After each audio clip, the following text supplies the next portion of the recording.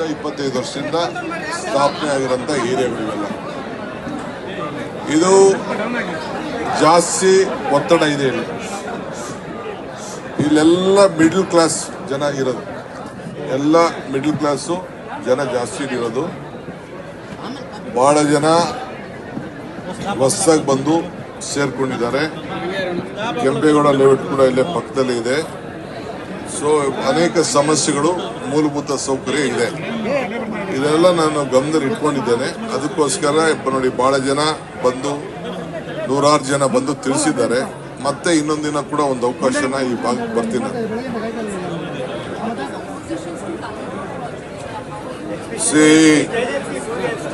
No, let anyone oppose. I am least bothered. I know that they have put a PAL. They doesn't want the government to flourish. Government should not get a good name.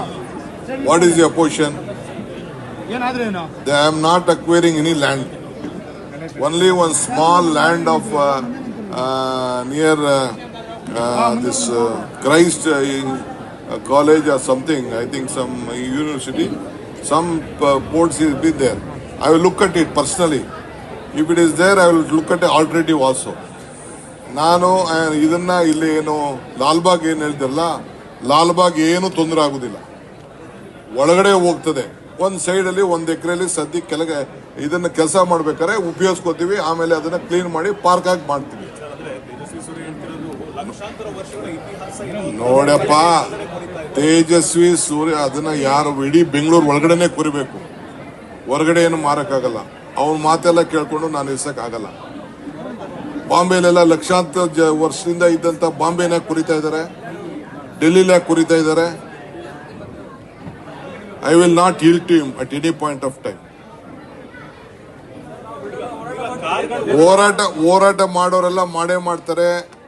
ಏನಾದ್ರು ಟೀಕೆಗಳು ಸಾಯ್ತವೆ, ಕೆಲಸಗಳು ಉಳಿತವೆ. ನಾವು ಮಾಡೋ ಕೆಲಸ ಜನರಿಗೋಸ್ಕರ ಮಾಡ್ತಾ ಇದೀವಿ. ಅವ್ರ ಕಾಲದಲ್ಲಿ ಏನು ಒಳ್ಳೆ ಕೆಲಸ ಮಾಡೋಕ್ಕಾಗಿಲ್ಲ. ಏನು ಕೆಲಸ ಮಾಡಿದ್ರು ಅವ್ರ ಕಾಲದಲ್ಲಿ? ಖಾಲಿ ಟ್ರಂಕ್. ತೇಜಸ್ವಿ ಸೂರ್ಯ ಅಂದ್ರೆ ಖಾಲಿ ಟ್ರಂಕ್ ಅಂತ. ಹೌದು, ಶ್ರೀಮಂತರಿಗೇನೆ, ದುಡ್ಡು ಕೊಟ್ಟು ಹೋಗೋರ್ಗೆನೆ, ಎಲ್ಲರಿಗೂ. ಆಯ್ತು, ಒಂದು ಪ್ಲಾನ್ ಆಫ್ ಆಕ್ಷನ್ ಕೂಡ ಕೇಳಿ ಅವ್ರಿಗೆ. What is this plan of action? ಒಬ್ಬ MP ಆಗಿ ಇದ್ಕೊಂಡು ಒಂದು ದಿನ ಪ್ರೈಮ್ ಮಿನಿಸ್ಟರ್ ಹತ್ರ 10 ರೂಪಾಯಿ ದುಡ್ಡು ಕೊಡಿಸಿಲ್ಲ. What is this plan of action to Bangalore? MP ಏನ್ ಮಾಡಿದ್ದಾರೆ? ಅವ್ರ ಸರ್ಕಾರ ಇತ್ತಲ್ಲ, ಏನ್ ಮಾಡಿದ್ರು ಪ್ಲಾನ್ ಆಫ್ ಆಕ್ಷನ್? ಯಾಕೆ ಅವರು ಟ್ರಾಫಿಕ್ ಪ್ರಾಬ್ಲಮ್ ಸಾರ್ಟ್ ಔಟ್ ಮಾಡಲಿಲ್ಲ? ಯಾಕೆ ಕಸಕ್ಕೆ ಟೆಂಡರ್ ಕರೆಯಕ್ಕಾಗಲಿಲ್ಲ ಅವ್ರ ಕೈಲಿ? ಯಾಕೆ ರೋಡ್ ವೈಡ್ನಿಂಗ್ ಮಾಡೋಕ್ಕಾಗಿಲ್ಲ? ಯಾಕೆ ಫ್ಲೈಓವರ್ ಮಾಡೋಕ್ಕಾಗಿಲ್ಲ? ಏನು ಮಾಡೋಕ್ಕಾಗಿಲ್ಲ ಅವ್ರ ಕೈಲಿ. ನೀವೆಲ್ಲ ಕೇಬಲ್ಗಳೆಲ್ಲ ನೇತಾಡ್ತಾ ಇರೋದು ನೋಡ್ತಾ ಇದ್ದೀರಾ ರೋಡಲ್ಲಿ. ಯಾಕೆ ಕಟ್ ಮಾಡಿಸ್ಲಿಲ್ಲ ಅದನ್ನ?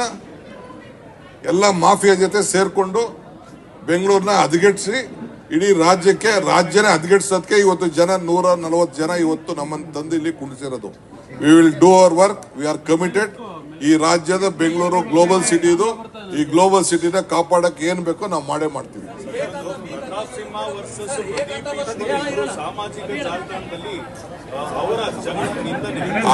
ಅದ್ಯಾವುದೋ ನಾನು ಇಂಟರ್ಫಿಯರ್ ಆಗೋಗಲ್ಲ. ನಾನೇನಾದ್ರು ಅಭಿವೃದ್ಧಿ ಬಗ್ಗೆ ಮಾತಾಡ್ತೀನಿ. I don't want to interfere with any politics.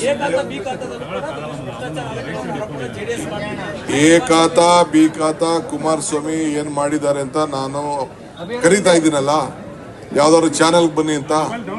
A khata B ಖಾತಾ ಏನಾಗ್ತಾ ಇದೆ? ದಾಖಲೆಗಳನ್ನ ಕರೆಕ್ಟ್ ಮಾಡ್ಕೊಳ್ಳೋಕ್ಕೋಸ್ಕರ ಜನರಿಗೆ, ನಾಗರಿಕರಿಗೆ ಸೌಲಭ್ಯ, ಮುಂದಕ್ಕೆ ಬ್ಯಾಂಕ್ ಲೋನು ಎಲ್ಲ ಸಿಗಲಿ ಅನ್ನೋ ದೃಷ್ಟಿಯಿಂದ ಒಳ್ಳೆ ಟ್ಯಾಕ್ಸ್ ಕಟ್ಟಲಿ, ಒಳ್ಳೆ ಸೌಲಭ್ಯ ಒದಗಿಸ್ಕೊಡ್ಬೇಕು ಅಂತ ನಾವಿದನ್ನ ಬಹಳ ದೀರ್ಘವಾಗಿ ಆಲೋಚನೆ ಮಾಡಿ ಅವರ ಆಸ್ತಿಗಳ ದಾಖಲೆಗಳನ್ನ ನಮ್ಮ 6ನೇ ಗ್ಯಾರಂಟಿ, ಪ್ರತಿಯೊಬ್ಬ ನಾಗರಿಕರಿಗೂ ಅವರ ಆಸ್ತಿಗಳೇ ಗ್ಯಾರಂಟಿ ಮಾಡಿಕೊಡೋದೇ ನಮ್ದು 6ನೇ ಗ್ಯಾರಂಟಿ.